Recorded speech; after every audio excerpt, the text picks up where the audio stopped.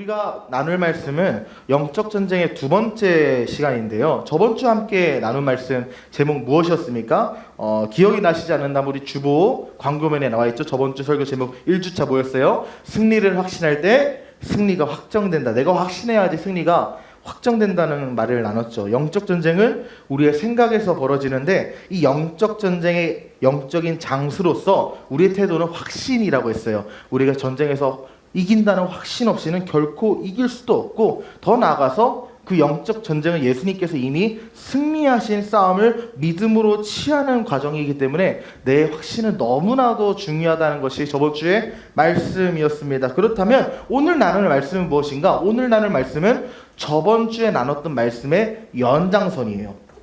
우리의 생각에서 벌어지는 영적 전쟁이 저번 주에 우리가 나눴던 말씀인데 그 말씀의 연장이라는 겁니다. 많은 영역이 있겠지만 우리의 생각의 영적 전쟁이 벌어지는 영역이 많이 있겠지만, 제가 이번 주에 묵상하고 설교를 준비하면서 저번 주에 나눴던 그 설교, 이 생각의 영적 전쟁이 가장 많이 벌어지는 우리의 현장이 어딜까? 우리의 심리, 우리의 마음, 우리의 생각의 영역 중에 어디가 제일 영적 전쟁이 많이 벌어질까에 대해서 제가 생각을 해봤는데, 다른 그런 부분에서도 영적 전쟁이 벌어지겠지만 제가 한 가지 키워드를 꼽았어요. 바로 미래에 대한 걱정입니다. 내 미래에 대한 걱정에서 생각보다 너무도 많은 영적 전쟁이 벌어진다는 거예요. 우리는 과거에 대한 걱정하지 않습니다. 과거에 대한 후회는 할 수 있고요. 현재에 대한 걱정할 수 있겠지만 현재는 이미 벌어졌잖아요. 미래에 대한 걱정을 우리는 날마다 하고 산다는 거죠.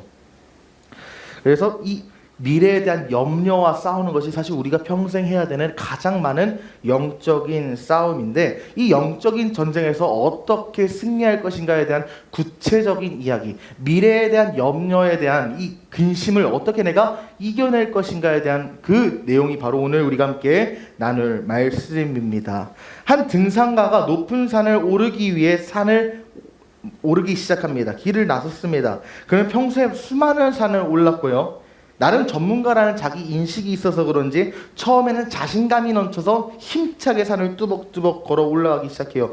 목적지도 분명히 했고 장비도 체계적으로 잘 갖췄습니다. 등산을 성공할 수밖에 없는 환경을 가졌다는 거예요. 하지만 아무리 실력이 좋고 경험이 많다 한들 그것을 넘어서는 변수는 날마다 우리 인생에 찾아오잖아요. 이 사람에게도 변수가 찾아왔습니다. 산을 오르기 시작하고 중턱에 이르렀는데 이 중턱에서 갑자기 짙은 안개가 깔리기 시작한 거예요. 그래서 중턱에서 아무것도 보이지 않는 사방이 깜깜해지게 됩니다. 그냥 안개가 진짜 차면 앞이 아무것도 안 보여요. 제가 새벽에 가끔 이제 운전하면서 교회 오면 진짜 2m 앞에가 안 보여요. 안개가 진짜 사람의 시야를 가리거든요. 그래서 이 등산가가 방향 감각을 잃어버려가지고 어디로 가야 할지 갈 바를 알지 못해 주저앉았습니다. 그러다가 체력이 고갈됐지만 어떻게든 내가 어디로도 가야겠다, 살려면 어디로든 가야겠다라는 생각에 내가 정상을 향해 갔으니까 다시 그 정상을 향해 가자, 그러면 사람들이 있겠지라는 생각으로 그래서 정상을 향해 다시 조금씩 걸어가기 시작해요. 그런데 결국 체력이 아예 다 소진이 돼서 쓰러집니다. 시간이 지나고 구조대가 찾아와서 그 남자를 구했어요. 그런데 구조대가 그 남자를 구출하면서 등산가에게 이렇게 말했다고 해요. 산 정상을 향해 올라가고 계셨으니까 안개로 인해 당신 큰일 날 뻔했어요. 왜 그러냐면 당신이 가던 방향 그대로 10m만 더 가면 정상으로 가는 길이 아니라 낭떠러지였거든요. 체력이 소진돼서 오히려 다행이었던 거지, 소진되지 않았으면 10m 그대로 갔다가 떨어져 죽을 뻔했다는 거예요. 원하던, 그리고 자신이 향하던 이 방향을 그대로 갔다고 생각했지만 이 두려움에 당황하여서 안개 때문에 아무것도 보이지 않아 방향 설정을 잘못했다는 것입니다. 처음에는 산 정상이라는 목표를 향해 갔지만 이 안개로 인해 목표를 잃어버리고 우왕좌왕하다가 정상이라고 생각했던 이 방향이 알고 보니까 정상이 아니라 낭떠러지였다는 거예요. 우리 삶도 사실 이와 같지 않나요? 수많은 문제와 갈등 그리고 유혹이라는 짙은 안개가 우리 삶에 날마다 껴요. 이 짙은 안개 속에서 하나님이 우리에게 처음 주신 분명한 목표와 목적이 있는데 그것을 안개 때문에 잊어버리고 방황하는 게 사실 우리의 인생이라는 겁니다. 우리는 날마다 길을 잃고 방황하는 삶을 산다는 것이죠. 오늘 우리가 함께 읽었던 창세기 13장의 주인공인 아브라함의 삶도 그랬습니다. 이 아브라함도 이런 갈등의 안개 속을 계속적으로 걸어갔던 게 그의 인생이었다는 거예요. 그렇다면 우리 믿음의 조상은 어떤 안개를 경험했고, 그리고 어떤 방법으로 이 안개를 극복했을까요? 다시 말해, 어떤 목표, 어떤 비전, 어떤 꿈을 하나님께 받았고, 문제가 닥쳤을 때 이 문제를 어떻게 돌파했을까요? 우리 함께 오늘 말씀을 보기 원하는데요. 우리 창세기 12장 1절에서 2절 보니까 이렇게 나옵니다. 야훼께서 아브라함에게 이르시되 너는 너의 고향과 친척과 아버지의 집을 떠나 내가 너에게 보여줄 땅으로 가라. 내가 너로 큰 민족을 이루고 내게 복을 주어 너의 이름을 창대하게 하리니 너는 복이 될 것이다. 하나님께서 약속하셨어요. 이때는 아브라함으로 개명하기 전에서 아브람입니다. 아브라함이 하나님을 만났습니다. 그런데 대뜸 초면에, 이 아브라함은 하나님을 알지 못했거든요. 초면에 갑자기 찾아와가지고는 너가 태어난 고향, 친척, 아버지를 떠나서 새로운 땅으로 가라고 명령하시는데, 우리가 이걸 그냥 문자적으로 읽으니까 쉽지 리얼하게 한번 생각을 해보자고요. 아브라함은 당시 갈대아 우르에서 우상 잡신 조각상 만들던 아버지 데라의 밑에서 태어난 사람이에요. 이 아버지 데라가 우상 잡신을 만들던 조각가였다면 이 아브라함은 하나님 알지도 못했습니다. 그냥 그 갈대아에 있었던 우상들만 알았지 하나님이라는, 이 엘로힘이라는, 야훼라는 존재를 알지 못했다는 거예요. 그래서 아브라함이 처음에 하나님께서 자기의 모습과 자기가 어떤 분인지 계시하기 전에는 이 하나님이 어떤 존재인지 어떤 신인지도 인지하지 못했을 거란 말이죠. 이 처음 들어보는 하나님이라는 존재가 갑자기 아브라함에게 대뜸 찾아와서 아브라함아, 나 하나님이야. 아브라함이 얼마나 당하겠어요. 누구라고요? 난 처음 듣는 그런 신인데 당신 누군데요? 그런데 하나님께서 당신 누구신데요? 라는 질문 앞에서 난 이런 존재고 너를 이렇게 인도할 거라고 상냥하고 친절하게 설명해 주시면 아브라함이 정말 믿음이 충만했겠지만, 하나님은 성경에서 이렇게 나오진 않았습니다. 사실 정황상 보면 어떻게 말씀하신 거랑 똑같냐면 그거는, 그러니까 당신 누구신데요? 라는 질문 앞에서 그거는 차차 알아가면 되고, 내가 너한테 복 줄 테니까 지금 당장 너의 고향, 친척, 아버지 집 떠나. 부모님 곁 떠나. 이런 상황이에요. 하나님을 알고 믿는다는 우리에게도 갑자기 하나님이 찾아와가지고 너네 엄마 아빠 집 떠나서 내가 복 줄 테니까 독립해 하면 당황스럽고 순종하기 어려운데, 하나님을 알지도 못했던 아브라함이 갑자기 하나님이 찾아와서 이런 명령을 했다는 겁니다. 이런 면에서 봤을 때 제가 좀 이제 사이비 같은 말이지만 하나님이 참 우리나라 사람으로 비유하자면 경상도 출신이다. 갑자기 와서 막 가라 막 이러고, 아브라함한테 당신 누구신데 또 어디로 가요? 이렇게 대답하니까 그냥 가! 인격이 없어요. 그 경상도 상남자마냥 설명도 안 하고 명령만 때리는데, 어쨌든 다시 본론으로 돌아와서 아브라함에게 이러한 요구가 절대 쉽지 않았다는 걸 우리가 볼 수 있는 거예요. 그런데 아브라함은 이 명령 앞에서 무엇을 택합니까? 순종을 택해요. 이 상황에 대해서 히브리서가 이렇게 설명합니다. 신약에서 이 상황에 대해 이렇게 설명하는데, 믿음으로 아브라함은 부르심을 받아. 내가 너에게 복 줄 테니까 아버지의 땅, 고향의 땅을 떠나라는 부르심을 받았을 때 아브라함은 순종하여 장래의 유업으로 받을 땅에 나아갈세. 근데 나아가는 그 길을 뭐라고 했어요? 갈 바를 알지 못했지만 나갔다. 내가 어디로 가야 될지 모르지만 그래도 일단 걸어갔다. 아브라함은 갈 바를 알지 못했지만 알지도 못하는 하나님이었지만 그럼에도 불구하고 하나님을 믿음으로 그냥 떠났다는 거예요. 약속의 땅이 동해에 있는지 서해에 있는지 북에 있는지 남해에 있는지라도 알아야지 방향이라도 설정할 텐데, 약속의 땅이 어딘지도 모르고 어느 방향으로 가야 되는지도 모르면서 일단 떠나라니까 떠난 거예요. 하나님은 떠나라고 말씀만 하시고 그 이후 어떤 말씀도 안 하셨어요. 이것이 사실 아브라함이 만났던 첫 번째 안개입니다. 일단 떠나긴 했는데 어디로 가야 될지 모르는 거예요. 하나님께서 나에게 복을 준다는 분명한 목표, 목적은 있는데 이 목표와 목적이 안 보이는 거예요. 왜? 방향이 어딘지 모르니까. 그 땅이 어딘지 모르니까 이 안개가 아브라함에게 낀 겁니다. 이를 통해 우리가 배워야 하는 삶의 태도, 신앙의 태도가 한 가지 있습니다. 그것이 무엇이냐면 신중함보다 순종함이 우리에게 필요하다는 것을 이 아브라함의 이야기를 통해서 우리가 볼 수 있는 거예요. 아브라함이 처음 하나님의 음성을 들었을 때 그는 충분히 생각할 수 있는 처지였어요. 여러분 한번 생각해 보세요. 충분히 고민하고 계획할 수 있는 시간을 하나님께서 주셨다고 보이지 않습니까? 왜 그러냐면 하나님께서 아브라함에게 떠나라고 했는데 야, 너 맨날 며칠까지 떠나라고 말씀하신 적도 없고요. 기간을 정하시지 않았고요.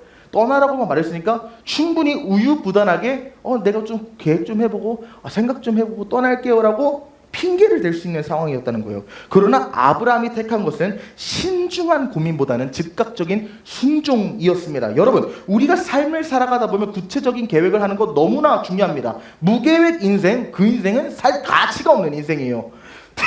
인생에 희망이 없습니다. 계획하지 않고 사는 거는 불필요한 시행착오도 너무 많이 겪게 되고요. 성공할 일마저 실패로 만들잖아요. 그런 인생은 참 안타까운 인생입니다. 미련하고 게으른 것이죠. 그렇게 제가 여러분에게 지금 말씀드리는 것, 이 신중한 고민보다 즉각적인 순종을 택했다는 이 말하는 거, 무계획으로 그냥 도전하면서만 살라는 말씀이 절대로 아니라는 사실을 먼저 기억하십시오. 신중함으로 고민하며 계획하는 건 물론 중요합니다. 없어서는 안 됩니다. 그런데 제가 여러분에게 드리고 싶은 말씀, 오늘 하나님께서 우리에게 하시는 말씀은 무엇입니까? 계획도 물론 중요하지만 나의 계획에 대한 신뢰가 하나님을 향한 신뢰보다 앞서 나가면 안 된다는 겁니다. 하나님께서 우리에게 목표를 주신다면 일단 하나님을 믿기 때문에 시작하는 것이 바로 믿음이라는 거예요. 믿음은 첫 발걸음을 내딛는 것입니다. 확률 다 따져보고 기회 다 따져보고 각재 보고 첫 걸음을 떼는 게 믿음이 아니라 이 눈에 보이지 않고 이 귀에 아무 소리 들리지 않을지라도 믿음만을 가지고서 한 걸음 나아가는 게 바로 믿음이라는 거예요. 사랑하는 청년 여러분, 저는 오늘 그래서 여러분들에게 한 가지 질문을 드리고 싶어요. 혹시 하나님께서 이미 여러분들에게 주신 목적, 비전, 꿈이 이미 있는데, 하나님께서 주신 내 인생의 계획들이 이미 있는데 그것을 계속 고민만 하고 시행을 안 하고 있지는 않습니까? 계획을 세운다는 핑계로 행동을 미루고 아무것도 하고 있지 않으십니까? 도전하십시오. 사실 이러한 신중함은 우리 인생에 독이 된다는 사실을 기억해야 돼요. 내 모습을 스스로 한번 돌이켜 봅시다. 지나치게 신중한 것은 철저하며 계획적인 게 아니라는 것을 사실 우리는 너무 잘 알고 있어요. 지나치게 신중한 것은 계획적인 게 아니라는 거예요. 왜? 사실은 내가 두려워서 아무것도 못하고 있는 거거든요. 사실은 내가 공포 속에서 내가 이걸 도전하면 실패할 거라는 그 무서움 때문에 아무것도 도전하지 못하고 있는 것인데 그것을 신중이라는 단어로 포장하는 겁니다. 돌다리도 두드려보고 건너야 된다고요? 지금 홍수가 나가지고 빨리 건너야 되는데 뭘 두드립니까? 돌다리 있으면 빨리 가야지. 내가 지나치게 신중하면 독이 된다는 거예요. 이런 거짓 신중함의 위험성이 무엇인지 아세요? 우리 인생에 하나님께서 주시기로 약속한 복을 놓치게 만듭니다. 예를 들어서 여러분은 우리가 남녀가 썸 탈 때 한번 생각해 보자고요.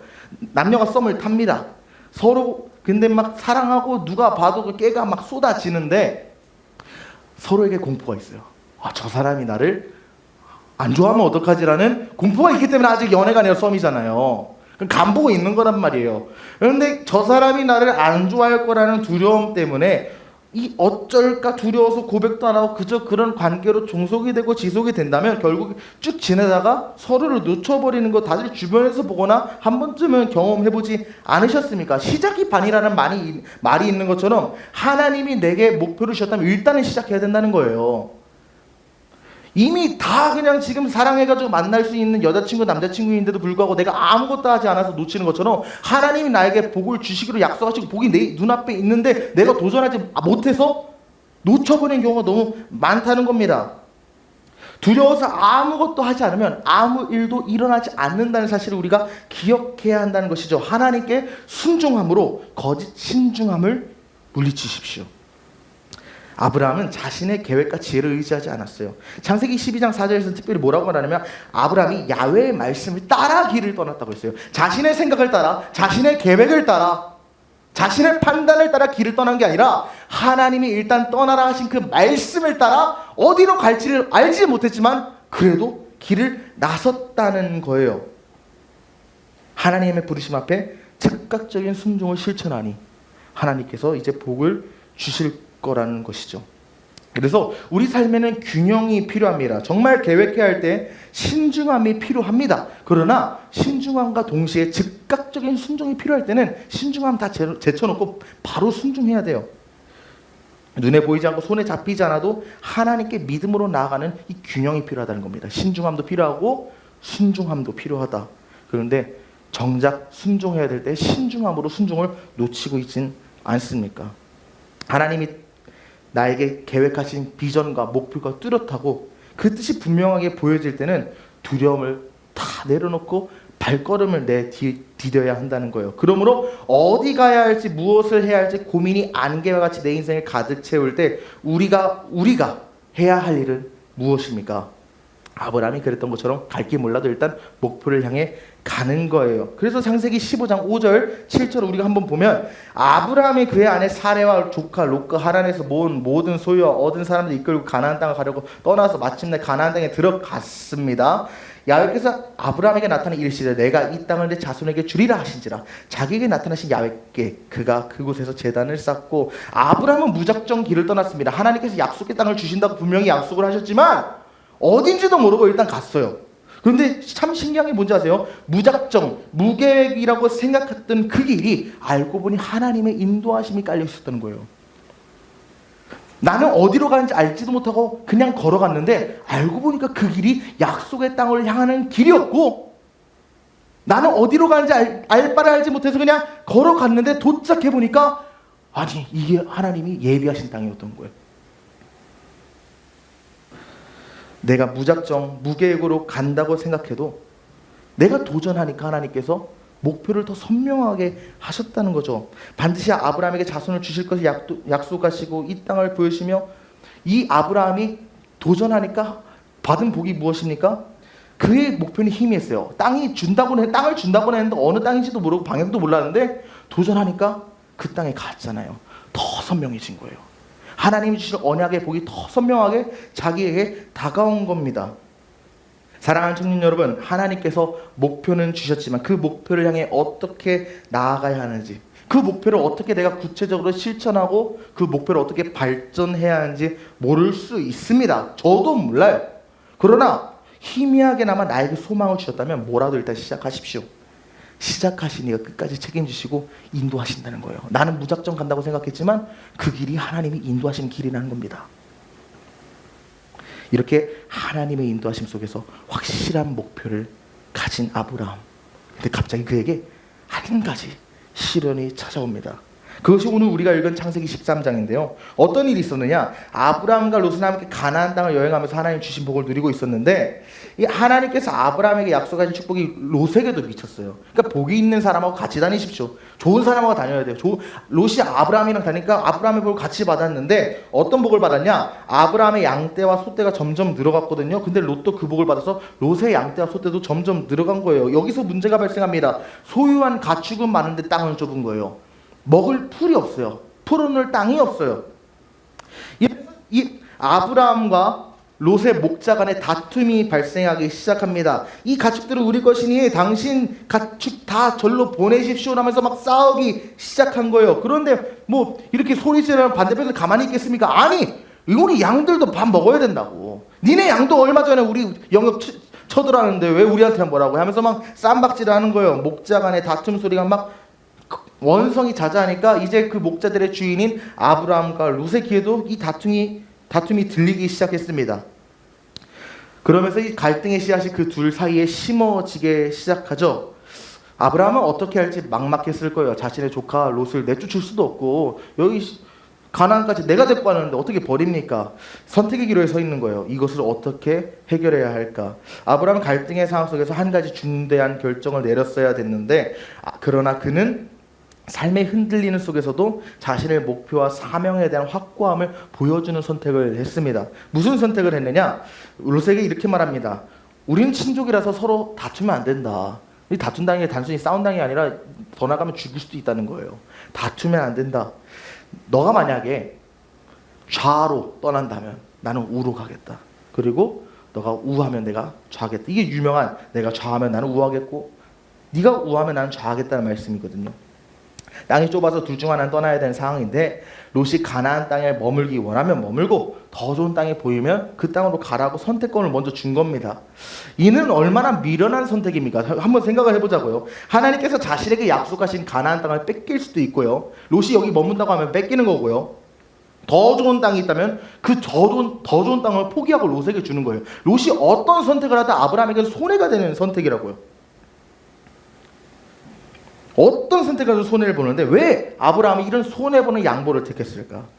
아브라함의 목표는 지금 잘 먹고 잘 사는 게 목표가 아니었다는 거예요. 하나님께서 분명히 아브라함에게 언약하시고 약속하셨는데 그 약속이 무엇이었습니까? 민족을 이루고 이 이름이 창대해지면 온 세상이 복을 받는 하나님의 약속을 내가 너를 통해 성취할 것이라고 하는 게 아브라함의 목적이자 목표였는데, 그렇기 때문에 그는 즉각적으로 그냥 양이 풀 먹고 소가 풀 먹는 이 땅의 유익보다, 잘 먹고 잘 사는 지금의 유익보다 약속의 영광을 바라보면서 지금 잠깐의 권리를 포기한 거예요. 자신의 눈앞의 상황에 흔들리지 않고 하나님 주신 목표를 향해서 걸어갔다는 겁니다. 하나님 주신 목표를 향한 믿음을 붙들고 있었기 때문에 아무리 상황이 흔들린다더니 이것에 신경 쓰지 않고 목표를 향해 갔다는 거예요.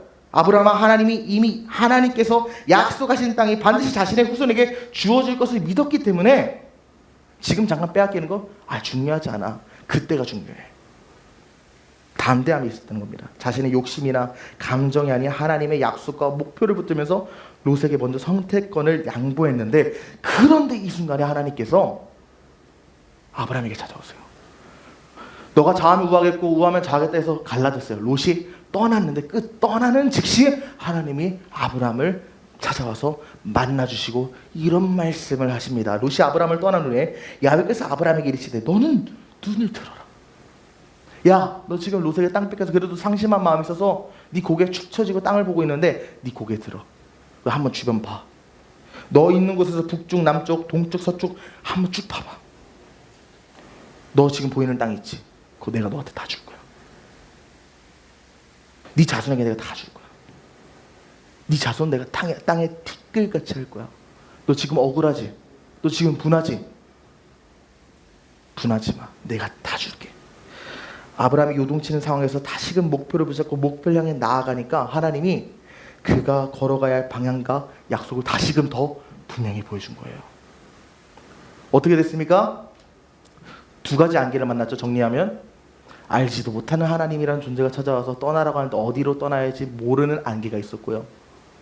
그래도 한번 돌파해서 갔는데 롯과 싸우면서 다시금 목표가 흐려지기 시작했지만 이 안개를 돌파하고 다시금 하나님 목표를 봤어요.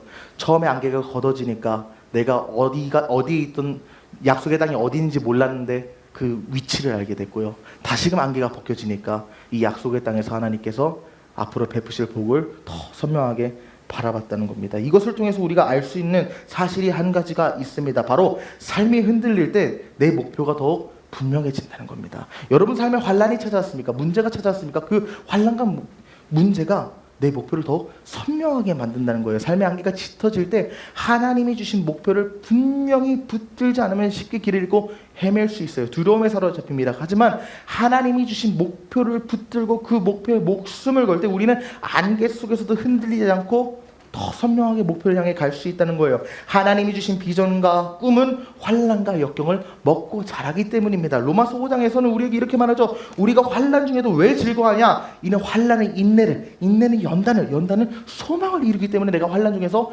즐거워한다고 말합니다. 우리가 겪는 환난을 통해 내가 진정 원하는 것이 무엇인지, 내게 주어진 목표의 가치가 얼마나 위대하고 영광스러운 것인지 환난을 통해서 안다는 거예요. 최근 제가 유튜브 보다가 참 명작입니다. 이 맨발의 기봉이라는 건데 그냥 짧은 영상으로 봤지 이 전체적인 스토리를 요약한 걸 제가 이번에 처음 봤어요. 이번 주에 맨발의 기봉이라는 영화 전체 스토리를 요약한 영상을 보면서 이 스토리를 제가 잠깐 설명을 해드리면, 이 주인공 기봉이가 8살 지능을 가진 40세 노총각이에요. 남해의 한적한 시골 다랭이 마을에서 8순의 노모를 모시면서 살아갑니다. 이 왜 갑자기 지능이 낮아졌냐? 어렸을 때 열병을 앓아가지고 뇌가 익어버린 거예요. 쉽게 말하면. 그래서 지능이 약간 부족합니다. 세상에서 정말 좀 힘들게 살 수밖에 없는 처지에 놓이게 된 거죠. 그런데 이 기봉이가 갑자기 뛰기를 시작해요. 왜 뛰기 시작했냐면 사랑하는 엄마를 위해 매일 맨발로 달리면서 동네 허드렛일을 도와주면 음식을 주고 그 음식 엄마한테 조금 맛있는 거 먹여보겠다고 매일 뛰기 시작해요. 어느 날 매일 뛰던 기봉이가 우연히 지역 경주에 참여하게 됩니다. 지역 달리기 대회에 우연히 참가했는데 당당히 1등을 땄어요. 근데 마을 이장님이 이 기봉이가 1등을 딴 걸 보고 얘 조금만 훈련시키면 마라톤도 할 수 있겠나라는 이 재능을 발견한 거예요. 그래서 전국 아마추어 하프 마라톤 대회에 내보내기로 결심을 했는데, 기봉이가 왜 마라톤 대회에 나가느냐? 1등 상품이 상금이에요. 상금. 근데 이 상금은 엄마한테 틀니를 해줄 수 있는 금액이랑 정확히 일치했던 거예요. 엄마가 이게 없거든요. 엄마가 매일 내가 맛있는 거 갖다 줘도 이 때문에 못 먹는데 내가 틀니 해주면 엄마가 맛있게 먹겠지 하고 동네 아줌마한테 틀니 가격을 물어봤는데 마라톤 1등 상금이랑 금액이 똑같았던 겁니다. 그래서 엄마에게 틀니를 해드리기 위해서 대회 우승하고자 열심히 훈련했는데, 나중에 밝혀진 게 선천적으로 아버지한테 유전병을 받아서 심장이 약해서 마라톤 나가서 뛰면 죽을 수도 있다, 이런 진단을 받게 돼요. 그리고 실제로 마라톤 대회에 참가했는데 너무 무리한 나머지 중간에 쓰러졌습니다. 그런데 기봉이가 쓰러졌는데 그 쓰러진 가운데서 엄마를 위한 목표를 포기하지 않고 계속적으로 일어서려고 노력을 하는 장면이 나와요. 마을 사람들이 자기를 응원하고 무엇보다 엄마가 나를 지금 기다리고 있다는 이 생각을 하면서 주저앉았던 기봉이가 심장을 부셨고 일어서서 결국 완주에 성공을 합니다. 1등은 하지 못했지만 완주에 성공을 하게 돼요. 마을 사람들은 이 기봉이의 노력을 보고 감동한 나머지 돈을 모아서 기봉이 엄마에게 틀니를 선물하면서 영화가 감동적으로 막을 내립니다. 짧은 이야기지만 우리에게 많은 것을 시사하지 않습니까? 애초에 몸이 남들보다 불편한 처지고요. 유전된 심장병으로 인해서 달릴 수도 없는 사람이었어요. 그런데 결국 기봉이는 대회를 완주하며 자신의 목표를 이뤘습니다. 환란은 기봉이에게 고통을 주었죠. 하지만 그를 통해 꿈과 비전이 더욱 선명해지는 장면을 우리가 볼 수 있지 않습니까? 대회에서 쓰러졌지만 내가 그 쓰러진 과정 속에서 내가 얼마나 엄마를 사랑하는지, 내가 이 뛰는 게 단순히 내가 1등하기 위해 뛰는 게 아니라 내가 사랑하는 엄마 틀니 주겠다고, 그 목표가 더 선명해지지 않았어요. 그리고 그 목표 때문에 일어서지 않았습니까? 우리의 삶도 이와 같다는 거예요. 여러분, 목표를 향해 달려가고 있는 와중에 환란을 만났습니까? 예상치 못한 환경의 변화 때문에 계획했던 일이 수틀려지고 주변의 사람들이 내 꿈을 방해하기도 하고요. 경제적인 어려움이나 건강의 문제가 내 목표를 흔들기도 합니다. 그러나 당신의 목표가 더욱 선명해지는 통로가 바로 당신이 지금 만난 이 환란이라는 사실을 기억해야 합니다. 그러므로 문제에 빼앗겼던 나의 시선을 돌리고 목표를 향해 시선을 돌려야 돼요. 아무리 나를 힘들게 한들 그 사람들 보지 말라는 거예요. 그 환경 보지 말라는 거예요. 목표를 바라보십시오. 앞서 우리가 살펴보고 묵상한 것을 좀 종합하여 생각할 때 어떻게 목표에 목숨을 걸어야 하는가 정리하면, 목표를 믿음으로 붙잡아 앞이 보이지 않아도 순종하고, 삶이 환란에 찾아올 때 목표를 바라보고 다른 것에 집중하지 않아야 한다는 거예요. 머리로 이해하셨죠? 그런데 제가 늘 설교 루틴이지만 쉽습니까? 어렵습니까? 어렵다는 거예요. 믿음으로 붙잡고 그것만 바라봐야 하는 거 누가 모르겠습니까? 누가 몰라요? 다 알아요. 애들도 압니다. 그게 말이나 쉽지 진짜 쉽냐고요. 그렇지 않다는 겁니다. 목표에 목숨을 거는 행위 너무도 어렵다는 건데, 이를 가능케 하는 방법이 있어요. 무엇이냐면, 내가 목표에 목숨을 걸잖아요. 그런데 내가 목표에 목숨 걸기 전에 내 목표를 위해 전부를 거신 분이 있습니다. 바로 예수님이에요. 예수님은 내 목표를 위해 전부를 거신 분이에요. 우리가 목표에 목숨을 건다는 이 표현 무엇을 뜻합니까? 내 전부 다 걸어 투자한다는 거 아니에요. 그런데 나만 내 목표에 전부를 헌신하고 희생하는 것이 아니라 내 목표에 목숨 걸기 이전에 우리 주님이 내 목표를 위해 자신의 전부를 먼저 내셨다는 것을 우리가 기억해야 합니다. 기억해야 됩니다. 어떻게 거셨습니까? 히브리서 12장 2절을 보니까 우리에게 이렇게 선포하고 있어요. 믿음의 주요 또 온전하게 하신 예수를 바라보라. 그는 그 앞에 있는 기쁨을 위하여 십자가를 참사 부끄러움을 개의치 아니하시더니 하나님 보좌 우편에 앉으셨다. 믿음의 주라는 말은 예수 그리스도가 십자가를 지심을 우리에게 믿음과 꿈을 주시는 것의 시발점이 됐다는 거예요. 십자가가 나에게 목표를 주는 시발점이 됐다는 겁니다. 꿈꿀 수 없는 자가 십자가로 말미암아 꿈꾸게 됐습니다. 소망을 잃어버리고 절망 가운데 빠진 자가 십자가 때문에 소망을 얻게 됐잖아요. 목표의식을 다 잃어버리고 방황하던 우리가 십자가 때문에 목표가 생겼다는 거예요. 그렇기 때문에 믿음의 주라는 것은 예수 그리스도가 내 믿음의 시작이라는 겁니다. 내 목표의 시작이라는 거예요. 내 꿈과 비전의 시작이 바로 우리 주님이라는 건데, 어떻게 우리에게 꿈과 목표, 이 비전을 주셨다고요? 그 앞에 있는 기쁨을 위하여 십자가를 참았다. 우리 주님 당신에게 소망을 주기 위해서, 꿈을 주기 위해서 세상의 제약 가운데 거류하고 있는 나에게 하늘나라의 목표를 주시기 위해서 자신을 포기하고 버리셨다는 거예요. 이것이 우리 주님이 이 땅에 오신 목표였기 때문에 주님이 이 목표를 위해 모든 것을 다 버리셨습니다. 그러므로 십자가로, 이 십자가의 공로로 우리는 믿음을 꿈꿀 수 있는 자가 됐습니다. 믿음으로 꿈을 꿀 수 있는 존재로 거듭났어요. 그런데 우리에게 새로운 목표를 주시는 것에서 그치지 않는다는 것도 기억해야 됩니다. 뭐라고 해요? 예수님께서 나에게 목표를 주셨는데 어떻게 하신다? 온전하게 하신다. 우리 하나님 내 목표를 온전하게 하시는 분이라는 거예요. 아브라함의 발걸음이 처음은 미약하였지만 그에게 도전을 주시고 모든 발걸음을 인도하시며 점점 그 발걸음을 선명한 비전을 이끄셨다는 하나님이 오늘 예수 그리스도를 여러분과 함께 하셔서 나의 발걸음을 인도하고 붙든다는 겁니다. 아브라함이 갈 바를 알지 못해도 걸어가니까 가나안이었던 것처럼 예수 그리스도가, 당신을 위해 죽은 예수 그리스도가 지금 당신과 함께해서 당신의 인생을 지도하고 이끌고 붙들고 있다는 거예요. 아브라함이어서 그게 된 게 아니에요. 오늘 우리 예수 그리스도는 나를 아브라함으로 보시고 내 길을 인도하시고 지도하신다는 사실을 기억하십시오. 빌립보서 1장 6절에 이것에 대해 더 명확히 설명합니다. 너희 안에서 착한 일을 시작하신 이가 그리스도 예수 날까지 이루신다. 시작만 하시는 게 아니라 끝까지 인도하시고 붙드시고 사후 서비스 출중하다는 거예요. 내 길을 인도하시고 지도하시는 주님.